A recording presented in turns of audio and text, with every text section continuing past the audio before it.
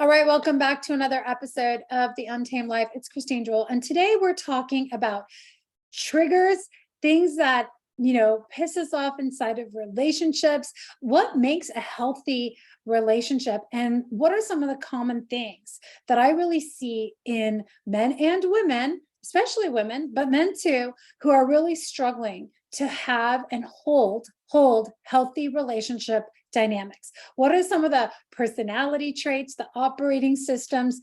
And I'm really going to dial in on one or two or specific ones that I'm seeing, especially in the people who I've coached, that I've seen, that I've watched and observed from a distance, and looking back and reflecting on my own life, who are really having a hard time either attracting their soulmate, their partner, someone who will love them, respect them, desire them, appreciate them the way they want to be, that are struggling to be heard, seen, appreciated inside of their relationship. People who are really struggling with that, who are feeling isolated, maybe, like nobody understands them, nobody gets them, nobody, right, appreciates what they have to say or whatever the thing is. What are some of the common traits, right, there that I've seen? And I want to unpack this because we've all been triggered. We're human. If you're human, you're going to be triggered. If you're human, you're going to have moments where people push your buttons, especially as we get more and more intimate in our relationships, right? The people that are closest to us tend to know us the best, know how to push our buttons. But I want to just jump right in. And this conversation was actually inspired by one of my dear friends who posted something on social media the other day. And there was like 60 comments to what he posted. I'm going to share it in a minute. But what was interesting was just the amount of arguing and debating and needing to explain and justify and throw arrows and all of this energy and all of this life force that people were pouring into having a debate with a man who simply just made a 3-line statement. Okay. And I was so tempted to jump in and say something. And I thought, I'm just going to sit back here and I'm going to watch the circus. I'm going to just observe all of this energy and all of this chaos and all of these people getting all worked up because they have their interpretation of what he said, or their, history and their wounding around something that was scratched by this one man's opinion or comment. And here's the thing, you guys, I want to start right with that, is that if you are someone who's been struggling in relationships, and I, again, am qualified to have this conversation because I used to be this person who always had to fight back, who always had something to say, who always got offended easily. Those people who are struggling in relationships, and if you're one of them, and it doesn't matter if it's with your lover, with your kids, with your executive team, people who struggle in relationships to have healthy dynamics are usually the ones who take offense so easily. Okay, this is one operating system, one trait. They are easily offended. And I'm going to say this, that those who are easily offended are easily manipulated. If you're easy to offend, oh my love, you are so easy to mess with, right? Let's be honest. And sometimes we're the one doing the poking of the bear, right? I've been the one poking the bear, poking my husband, poking my ex, poking whatever. And sometimes it's fun to poke fun or poke and see what kind of reaction you can get. But nevertheless, the truth remains that if we're easy to offend, if we're easily offended, we're easily manipulated, which means we're easy to control, right? We are predictable, right? People can push a button and know exactly what they're going to get on the other side. They can pull a puppet string and know that they're going to get this response. And this is how we end up in these games. We end up in these games in relationships. We end up frustrated going, how did I get back here again? It's like, my love, you're easy to manipulate. You're easy to control. You're easy to play games with, right? And so what causes this? I just wanted to bring this up because some of us, maybe you're aware of it, maybe you're not. Maybe you just know that you get bothered and you get reactive. But here's the thing, if you're taking everything personally, right? Somebody says something and you just take it as a personal attack, or somebody looks at someone the wrong way and right away, it's like you make it about yourself. Oh, they must have meant this, or they don't like what I said, or they're judging me, or whatever you receive as a personal attack, right? Which usually means then you launch an attack, right? You've got to have an opinion to launch back because you feel attacked. So you are on the defensive. You're always playing defense. One of the clients I was talking to yesterday, well, I asked him the question, how have most of the relationships in your life operated? And he said to me, I've been playing defense most of my life, either walking on eggshells, trying to avoid something, trying to defend myself, trying to prove myself, trying to explain myself.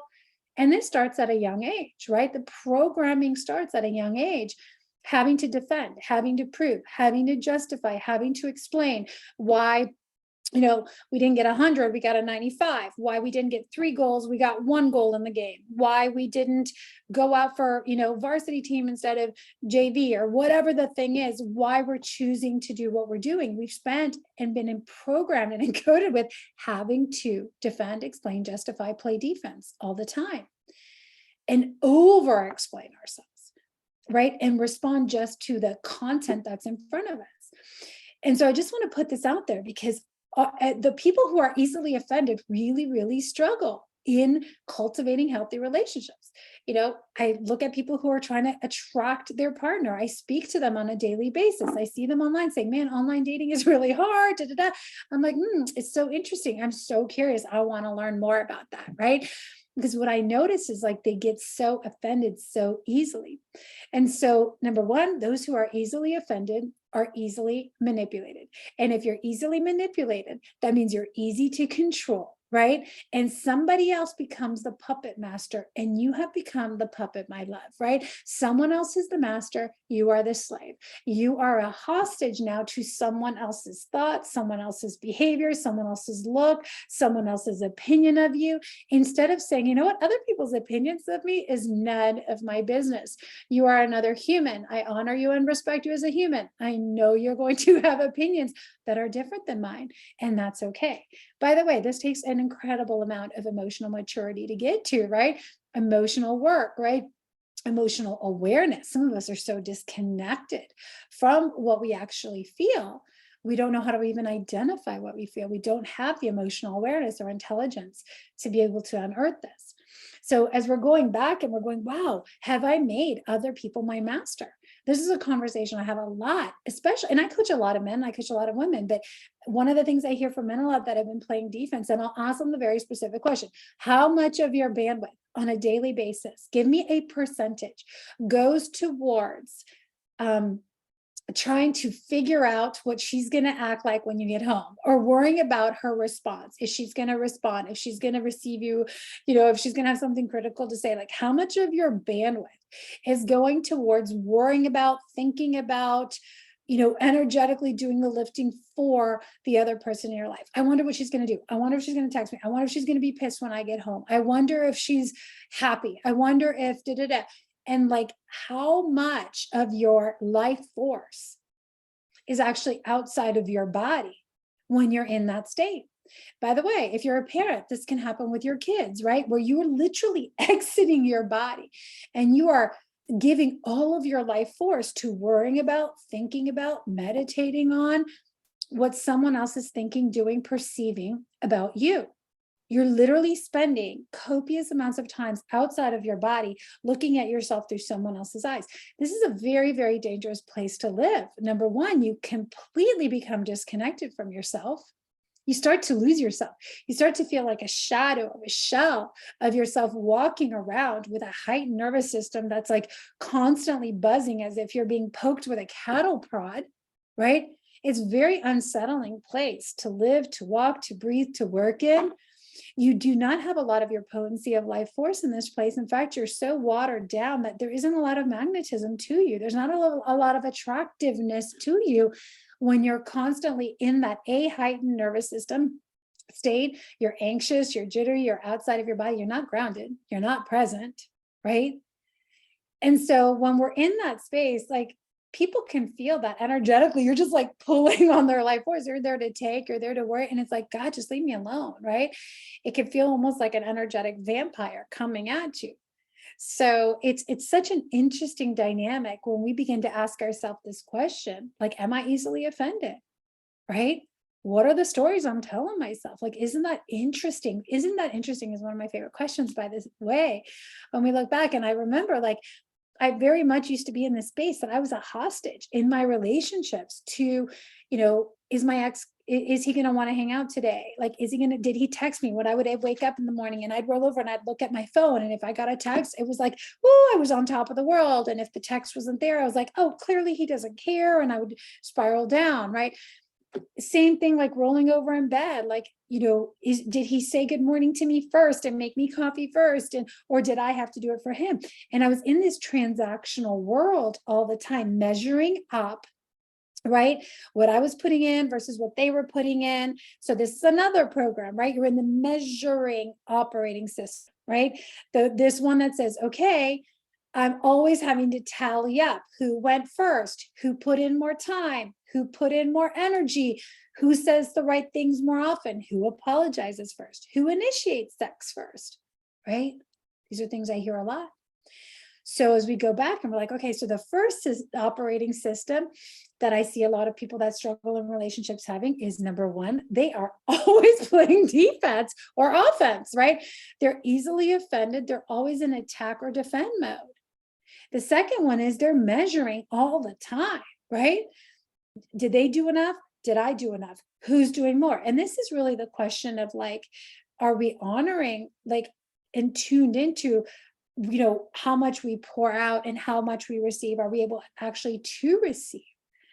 Or are we just in this very transactional relationship? And by the way, this has a lot to do with like being in the energy of being in a relationship to take, to get. And so if you're starting to get resentful that you're giving, and not receiving, I would ask you, like, who's it for? You're giving, who's it for? Are you giving it because you enjoy giving? Are you giving because it's for the other person and also for you to give? Are you giving because you're like, I want to receive, right? I'm not here because I want to give. I'm actually here because I want to receive. So I'm giving to get, which I talked about in a previous episode on the art of receiving. I did a 3-part series on that, but we don't even realize we're in these relationships. And it can be anything, whether you're giving flowers to your partner, whether you're giving a compliment or a back rub. Are you giving to get and then pissed off when you don't receive? Then I would ask you, who's it for? Right? When you're initiating things, who's it for? Is it so that you can feel better? Is it so that you can get a temporary fix? If you're waiting for her response, you're waiting to see what she's going to do or what she's going to say, or you're waiting for someone, what you're waiting on is just a fix for your nervous system to calm down, right? You're actually going to them to get pacified yourself, right? You're not going just curious about, hey, I'm checking in, how are you doing? And if they don't respond, well, they're busy, right? Or something else is going on and you can go about your business. You're going, the intention of your going is, hey, I'm checking in. It's because I'm going in, it's for me to know that I'm giving you a little check-in and to let you know that, hey, someone's thinking about you, period. Letting that be enough instead of going because I need to feel the cord to you. I was having a conversation with someone the other day who is in a new relationship. And she loves this guy, like he's amazing and but she was like questioning the relationship. I'm like, do I really love him? Because like, I feel very calm in this relationship. Everything's amazing. Like he makes me happy and but like, there's not these fireworks going off and there's not all this electricity. And here's the thing, what question I asked her is, what cords do you have open to your past lovers, your exes? And I've heard her use the language of comparison. Well, comparing her current lover to her ex or comparing her to an ex-boyfriend or whatever. And we do this sometimes. We're in this comparison. And it doesn't have to be that you're comparing someone. It could be a friend to another friend. It could be a client to another client, an employee. But when we start comparing, right, it's kind of a dangerous territory because we're not fully there to see the person as they are. We've got them up again on this measuring stick, comparing them. And I want to say why this is especially dangerous if you still have open doors or energetic ties to exes, that you either slept with, that your ex that you were married to, your ex that broke your heart, where you have unresolved healing to do, especially if you're still communicating with them, right? And so as I was talking to this woman and she was like, I don't know, this fireworks. I asked her, like, do you have doors open to any of your exes? And she said, well, this one guy, and like there was so many fireworks. And all this stuff. And he still reaches out to me from time to time just to see how I'm doing. And I was like, isn't that interesting, right? He still has this cord that is going to connect to her and check in and see how she's doing. But really, going back, the reason why I'm sharing this story is like, who is that checking in for? It's not to see how she's doing. He's doing it to keep a door open because that was his pattern before. He would constantly keep doors open to other men, like other women in his life, exes, friends, whatever, and have these little touch points. And I call them like these umbilical cords, right? That keep you energetically tied to someone.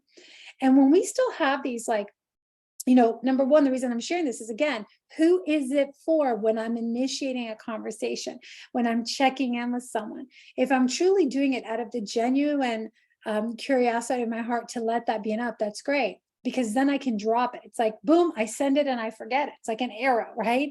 But if you're attached to getting a response or needing to, oh my gosh, I have to text this person back, or there's this like obligation sense, or there's this guilt, or there's this like weird pull, then I would check in with that, right? Because this is another pattern that I see in people who struggle in relationships is they're going, to get, or they're keeping all of these doors open to the past, right? Or to other relationships. And by the way, it could be friendships that are just not feeding their soul, but they're getting something else met in the relationship. Maybe they're getting significance. Maybe they're feeling like, oh, this person needs me, right? So I get that sense of being needed and wanted. But it's not because you're going there to truly support someone else. It's because you're getting the feeling that you're needed and wanted. By the way, that is a human need, but it's a very fine line where it becomes about me, me, me, me, me, and when it's not about the other person. Right? It's not about honoring the other person and giving from a heart of service, of love, of compassion. The third thing, and I want to share a couple more stories about this and then I'm going to wrap, but like the third thing I see here is like the total misunderstanding of what respect actually means. And this ties into the first one, right? The one thing I see, another thing that I really see in people who struggle in relationships, and this is something I've talked about often on this show, is like literally not understanding what it means to respect and honor and appreciate another human being, and respect that the other person will have different opinions than us, right? If it's my husband, it's like, can I be okay with them having completely different beliefs or completely different opinions on things? And at the end of the day, I can allow him to have his opinion. Allow him maybe isn't the right word, but I could sit there and listen to it and disagree, but still love him, right? And still love him. Can I be curious about honoring his opinion and his belief without having to go, well, what do you mean by that? And taking offense to it, right? So going back to the other, I think it was yesterday when my friend Nick made a post, and he posted this picture of his family and their two kids and his beautiful wife, and like they have a traditional family unit. And his post was like, hey, big shout out to all of the people that are, doing their best, who have a faith background, to raise their children in an environment and in a time and a culture when there's so much distortion going on. Those were not his words, so don't hold me to it. But again, it was like immediately the amount of offense that people took to well, then what are you saying? This isn't right, right? And it was like, wow, these people, I'm just kind of blown away. I'm still like laughing and also like, wow, to be playing at such a surface level that all they see is that, and they only look at the content instead of the context, right? And when I look at that, I see in whatever he posts, and again, even if it's someone else who posts something that I completely disagree with, I'm like, you know what I can respect? I can respect the fact that you stand for something. I appreciate that you know who you are. I appreciate that you have things that you value, that you stand for and you stand behind it, you want to hold dear. I appreciate the fact that you are bold enough to be authentic about what you believe in and sharing your message, you without attacking someone. He wasn't attacking someone, he was simply stating an opinion. But if we perceive it as an attack, right? He wasn't saying you guys aren't doing this. There was nothing about that. He's like, shout out to all the people who, right? And he was celebrating. He's literally just appreciating something. People are taking it as an attack, so interesting to me. So as I look at these situations, and I've had to do so much work on this, you guys, in my own life, is like when I look at the things, and some of my best teachers have been my children, my teenage children, who I'm like, did I raise you? I'm pretty sure like you grew up in my house and I had completely different values and rules. And while, I think that there's a season in time where kids kind of leave and go off and they have to find themselves. So they have to reject what their mom and dad says. They have to separate the leaving and the cleaving, right? Like they have to leave the shelter and the protection and kind of go off into their own wilderness and rebel a bit and go through their journey. Some of the things that they've come to me and said, I'm like, wow, like, it can be kind of hard to receive it sometimes as a parent, some of their opinions, some of their beliefs, some of the things that they're buying into at times. And, in the beginning, when I was a younger parent and I was newer at this game, I've now gone through many teenagers because I've had stepkids as well. I used to get really wound up about this and really worried and really anxious. I'm like, oh my gosh, I'd have to explain to them and defend and prove a point. Now I'm at the stage where I can get curious about it. And I can appreciate the fact that this is where they are on their journey, right? And I can begin to meet them where they're at and go, oh, tell me more. Like, what about this is interesting to you? Or, what do you feel so strongly about this? Where like, tell me more. I can meet them with curiosity, or I can just appreciate and acknowledge them and accept them for where they are. That's like, hey, I love the fact that you can be bold about this, that you can be bold about what you believe in, period. Right. And people's beliefs change, by the way, over time, right? They're actually not fixed. We have an amazing ability for our beliefs to be molded and shaped and shift and upgraded if we choose, and we can do this consciously or unconsciously. So can we be leaders? Can we be parents? Can we be lovers?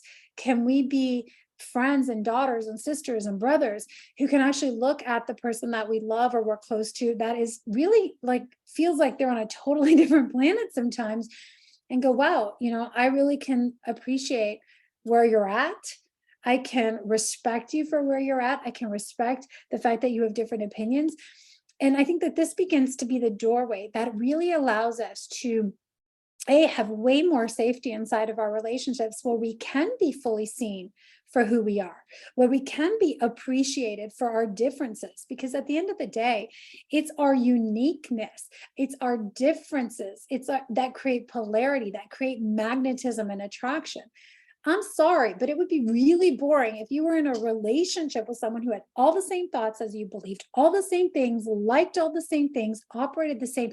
There would be no attraction. It would just be like a neutral nothing, right? There'd be nothing for you to stick to. So we've heard this, like opposites attract, but then we start butting heads instead of remembering, wow, right, this is what makes us unique. And can I honor your uniqueness? I don't have to accept necessarily that what you're saying is truth, but because I love you, I will, honor you and honor your differences.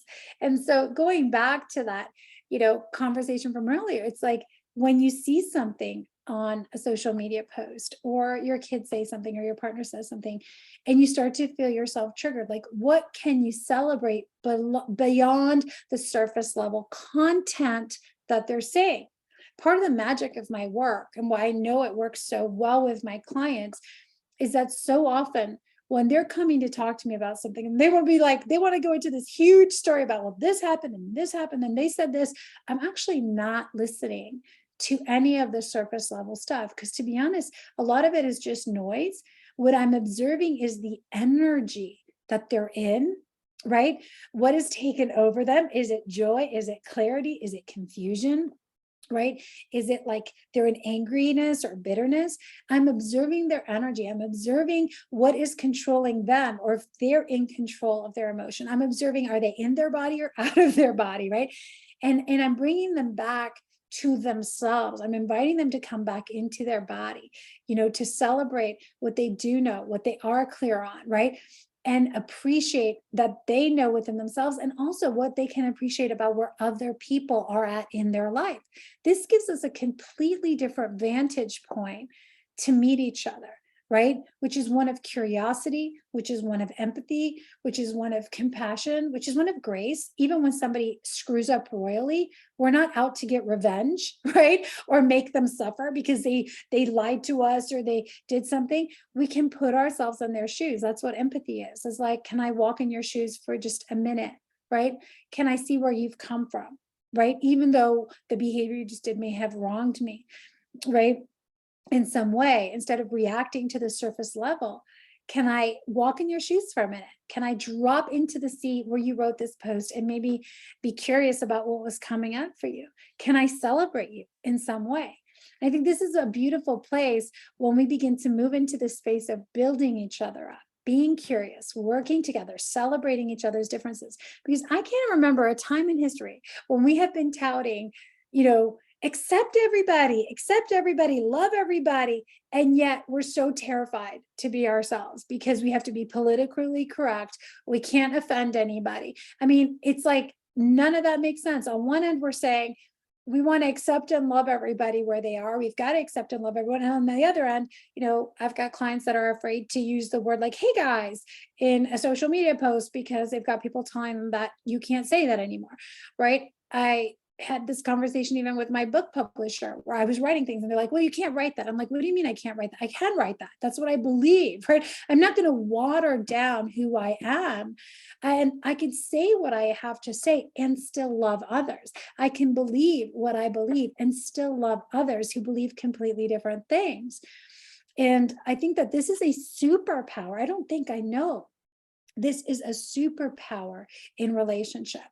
And it's also the downfall for people who are struggling in relationships. Because I got to tell you, I've worked with therapists as clients. I've worked with psychiatrists, psychologists. I've worked with doctors. I've worked with leaders who do a ton of leadership trainings. I've worked with entrepreneurs that have done so much mindset work, and it still blows their mind how reactive they can be to other people, how much of a hostage they can feel, right? How reactive and offended they get, and how easily they can be manipulated. And even though they might know it in their head, they have the cognitive knowledge, they don't have the embodied awareness to just slow down and pay attention, right? To become an observer of themselves and to consciously begin to change the game of how they relate to other people.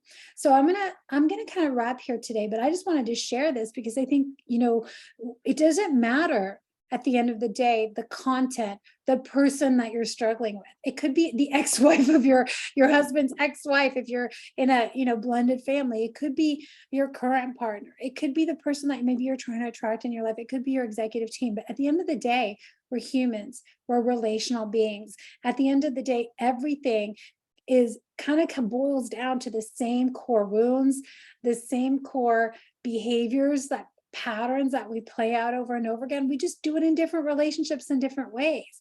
But when we take away all the complexities and we take away all the BS and we get right down to it, what I have found, and this is what is so cool when you do the deep dives, is that the way I show up sometimes on social media, getting all defensive and triggered or afraid to post something, is probably how I'm showing up in my most intimate relationships, which means it's probably how I'm showing up with myself, right? So if you're easily offended, how much time do you spend beating yourself up, right? Accusing yourself, having to explain to yourself why you're doing what you're doing, why it's okay for you to, go for the morning run or take a break or take a vacation or do what you love. Like, how much time do you spend beating yourself up, right? If you're struggling in relationship with some people, like, how much time are you spending on just honoring other people's opinions and honoring your own and respecting your own beliefs without having to defend them? Again, it's the same thing. It comes down to the same core things. The more we can begin to do this for ourselves, the faster we can do it for other people. So if you're feeling unseen, unheard, unwanted, right, rejected, if you're feeling easily offended, the work really begins with you, my loves, right? It begins by going, wow, where am I doing this to myself internally? Because this is how we change the game. This is how we create a ripple effect in the world, as we look at the things that we are firing back at, offended with, our triggers, right? The things that piss us off. And we get to work on either the healing that has to happen within ourselves that keeps, cutting this wound open, bleeding it out, making it messy, right? We look at the healing that needs to happen. We look at the stories that we're telling ourselves about this, and we rewrite the stories. And there's so many ways to do this. There's so many ways through different therapies, modalities to rewrite the stories of our past through, exercises that you can journal about, going back into your past and retelling the stories through visualizations, through different modalities, right? To talking about it in group settings and masterminds and getting a coach to help you work through this. And we can begin to consciously create a different future, a different outcome by choosing how we will begin to show up.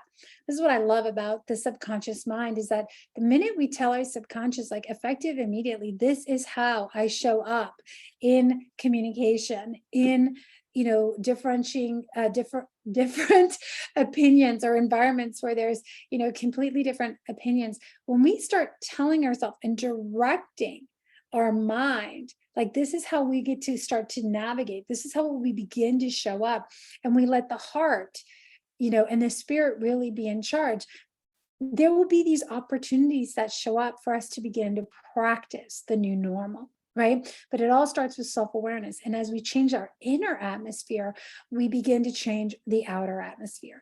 And once we change the outer atmosphere, it begins to really have a ripple effect, because everywhere you go, people feel like you're just different. There's something different about you, and the atmosphere is different around you. And people, my loves, are affected by their environments. So be very careful as you're walking into a room that you don't become a hostage to the environment that you're in. But if you begin to notice these hot triggers inside yourself, and that you are starting to kind of take the bait, as I call it, right? Sometimes we get baited as people poke us, that we become curious about what are the things that bait me, right? Is it certain comments? Is it certain beliefs? Is it certain looks? Like, what are the stories that I immediately tell myself and the emotions that I'm feeling? And, like, let's get curious about that, and let's begin to change the atmosphere. So, like, how we do that is we enter into the atmosphere with a different energy altogether. So, and this works. And it's such a beautiful thing, because even yesterday I got to have a conversation with a new client who was referred by another client who is a regular listener of this show. So you know who you are. And the referral said to me, like, wow, 2 years ago, this woman was completely different. Like, she was just so much more like a bull in a china closet. I don't think those were exactly his words, but, like, she was a lot more difficult. She, was just a totally different woman. She'd be in, she would just go, go, go. And today she's just so easy to talk to. And she's kind of the safe place. She's like the place that people go to, right? It's like, wow, how do you go from being someone that people wanted to avoid or are nervous to approach because you're so intimidating, to someone who is now a safe place that people are actually coming to seek mentorship, to seek guidance, to seek safety? I think that is like the most powerful testimonial and the powerful evidence of the work that we do. So, Kimmy, if you're listening to the show, I'm giving you a shout out now for being someone who did the work. But there's so many of you who have been the person that raised your hand, did the work to change your inner atmosphere. And as you do so, you begin to change the external atmosphere. And never underestimate the ripple effect that you have with the atmosphere and the presence that you bring into a room, because it will have an effect much deeper and wider than you could ever imagine, because the person that feels your presence is going to take that somewhere else, right? They're going to take that home around the dinner table to their kids. And so it keeps getting passed on. So I do believe we have a great responsibility to how we are choosing to show up in relationships. And the reason why I'm so passionate about relationship is, and this conversation is not because, oh, I'm a relationship coach and I think everybody needs to be in love, is really because I recognize, number one, this is a core longing of our hearts, to be held, to be loved, to be wanted, to feel safe in relationships, to feel seen and heard. And when we do, I believe men are just amplified in their purpose, their strength increases, women just flourish in their gifts, in their beauty radiates more. It's just like a byproduct of feeling heard and being safe is that more of you rises to the surface. And when more of you rises to the surface, like you are just more alignment with your mission. You're more on purpose. You are a more powerful creator. There is more ease in your life. Things move with more ease. Money increases, relationships increase, joy increases. So we really, as we raise our own vibration, we are raising the frequency and the vibration of this entire planet by getting our inner atmosphere in order. And I think a huge, huge piece of this really does begin with the relationship with ourselves, the relationship with God, and relationship with others. Because at the end of the day, when you leave this life, the things you remember are the relationships you had, right? The safety and the love that you felt. And I believe everything else in our life stems from the quality of relationships that we have with ourselves, with God, and with others. The quality of your life. I think it was Esther Pearl that says this, and I love when she says the quality of your life is a direct result of the quality of the relationships you hold. And I cannot agree with that more. It's such a powerful, powerful statement. So I leave you with that today. I thank you for joining me. I hope I gave you some things to meditate on, to marinate on as you think about how you're showing up inside your relationships, not only at home, but in anywhere in your life that you're in relationship with people, which you have been blessed with so many relationships in your life. And start where you are, right?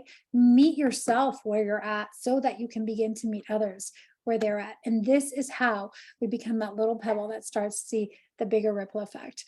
All right, you guys, thank you for joining me today. Thank you for being here on this podcast. If you're enjoying the show, please take a minute, share it with people that you love who have been struggling maybe with some of these messages. And I just really challenge you to show up differently. Do not pay attention to the content, the surface level BS, but get to the roots, get curious, get to the context of what else is really going on here, right? The veil is thin now.